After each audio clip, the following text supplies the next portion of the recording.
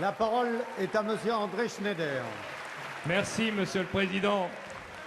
Monsieur le Président, ma question s'adresse à Monsieur le Premier ministre.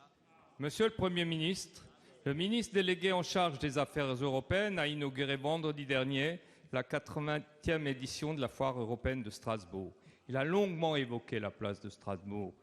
À ce propos, j'aimerais revenir sur une question, la question de la desserte aérienne Strasbourg-Charles de Gaulle.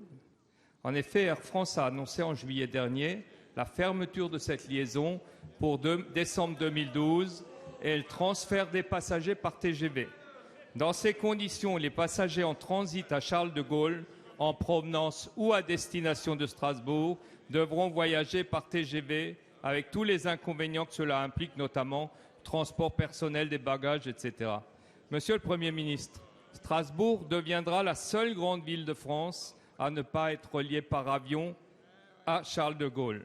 Je n'oublie pas par ailleurs la situation des personnels d'Air France de la plateforme de Strasbourg, dont je viens de recevoir une délégation intersyndicale. Comment, dans ces conditions, conserver nos institutions européennes à Strasbourg sans aéroport digne de ce nom? Monsieur le Premier ministre, à l'époque, maire de Nantes, vous avez su, dans des circonstances comparables, sauvegarder la liaison aérienne de votre ville avec la capitale.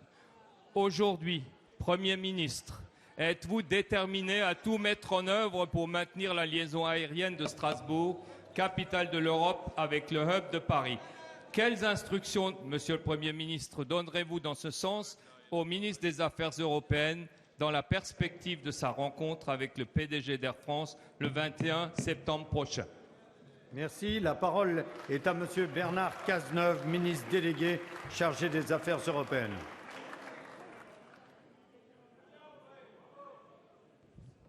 S'il vous plaît. Monsieur le député, vous m'interrogez sur la vocation européenne de Strasbourg et rappelez les échanges que nous avons pu avoir à Strasbourg vendredi dernier à l'occasion de cette grande manifestation qu'est la Foire européenne de Strasbourg.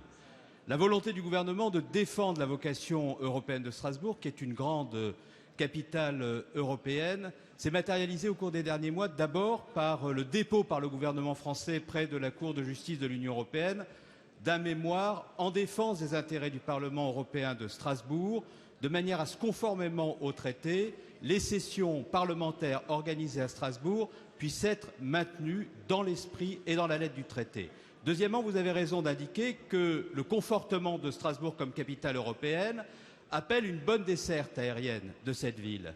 Cela était d'ailleurs inclus pour ce qui concerne la desserte d'un certain nombre de capitales européennes dans le contrat triennal qui unit l'État à la ville de Strasbourg, qui est arrivé à expiration à la fin du mois de décembre dernier et qui aurait dû être renouvelé à cette période-là et qui ne l'a pas été, faute d'arbitrage rendu par le précédent gouvernement.